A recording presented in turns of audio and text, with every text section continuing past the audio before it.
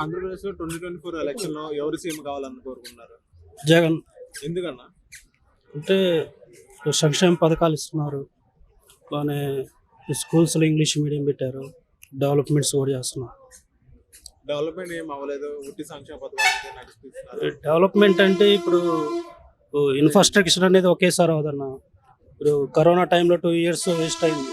3 yearsలో development అంటే impossible. It takes time, స్లోగా అవుతుంటుంది.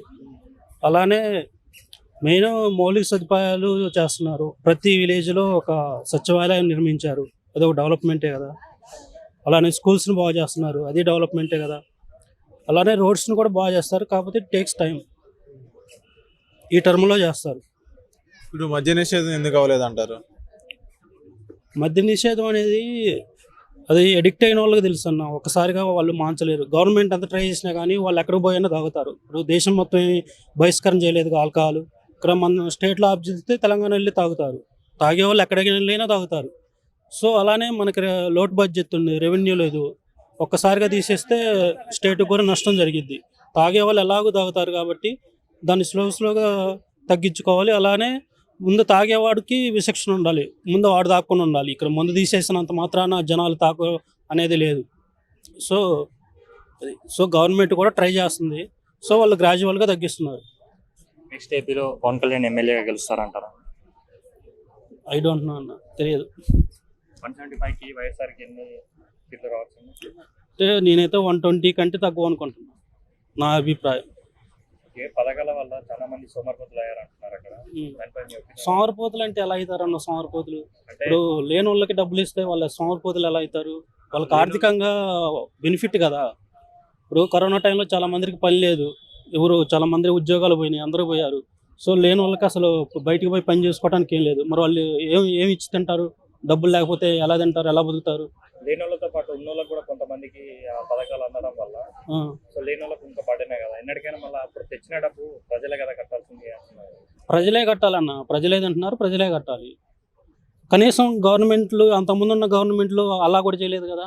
ఇతనన్నా చేస్తుండే, కనీసం తీసుకొచ్చి జనాలకి ఎత్తండు. అంతకుముందు గవర్నమెంట్లు జనాలకు కూడా ఇవ్వలేదు కదా. ఇవ్వలేదన్న, కానీ అప్పులు ఎక్కువైపోయాయి కదా. పోయినసారి చంద్రబాబు నాయుడు హయాంలో కూడా 2.5 లక్షలు అప్పులు ఉన్నాయి, ఇప్పుడు 2.5 ఉన్నాయన్న. కాకపోతే ఆయన 2.5 లక్షలు ఏం చేశారు? అసలు లెక్క పత్రం ఉందా? ఈయనంటే 2.5కి ప్రతి పైసాకు లెక్క ఉంది ఈ గవర్నమెంట్లో. ఓకే అన్న, ఇప్పుడు వైఎస్ఆర్సీపీ హయాంలో వచ్చినప్పుడు మద్యం చూసారా, అది అంత క్వాలిటీ లేదని అంటున్నారు. దానిపై మీ ఒపీనియన్ ఏంటన్నా? మీరు అక్కడ తెలిసి ఉంటుంది. క్వాలిటీ అంటే అది ఇప్పుడు ఎడిక్షన్ అన్న. ఇప్పుడు ఆ క్వాలిటీ లేక వల్ల సగం మంది తాగరని ఆ ఉద్దేశంతో పెట్టవచ్చు. మనకేం తెలుసు తను అనుకున్నది ఉద్దేశం. మొత్తానికి బంద్ చేస్తా ఉన్నారు, కానీ బంద్ అదే అన్న చెబుతుంది. ఇప్పుడు మొత్తానికి బంద్ చేసినా కానీ వాళ్ళు ఏరుకోసారికి వెళ్ళి తాగుతారు కదా. సో అక్కడేడో తాగే కాడి ఇక్కడ రెవెన్యూ కూడా లేదు మనకి. సో దానివల్ల ఎంతో కొంత రెవెన్యూ వస్తుంది. తాగేవాడు చిన్నగా ఎలాగో మానేస్తారని కొద్దిగా అయితే తగ్గించారు కదా. అంతకంటే లాస్ట్ చంద్రబాబులో ఉన్న వరస్ట్ సిచ్యువేషన్ కంటే ఇప్పుడు బెటర్ అన్న. పూర్తిగా తీసేపోయినా కొంత మటుకు తీసేశారు, అది బెటరే కదా. 3 రాజధానుల పైన మీ ఒపీనియన్ ఏంటన్నా? 3 రాజధానులు అంటే ఇప్పుడు ఒక రాజధానిని నిర్మించాలంటే దానికి చాలా టైం పట్టిద్ది, చాలా పట్టిద్ది. రాజధానులు అనేవి నిర్మించడం అవ్వదన్న. మనం ప్రాక్టికల్గా బిల్డింగ్లు కట్టి అది కట్టి ఇది కట్టి. ఇప్పుడు చైనాలో ఉంది, చైనాలో డెడ్ సిటీస్ అంటారు తెలుసా. పెద్ద పెద్ద ఇన్ఫ్రాస్ట్రక్చర్ చేసి అపార్ట్మెంట్స్లు అన్నీ కట్టి వదిలేశారు. అక్కడికి ఎవరు రారు, ఉండటానికి ఉండరు. ఒక రాజధాని ఏర్పడాలంటే సహసిద్ధంగా ఏర్పడాలి. ఇప్పుడు వైజాగ్ సిటీ అంటే అది సహసిద్ధంగా ఒక డెవలప్డ్ సిటీ. సో దాన్ని కొంచెం మెరుగుపరుచుకుంటే that would be better capital of the Andhra. Thanks. Thank you.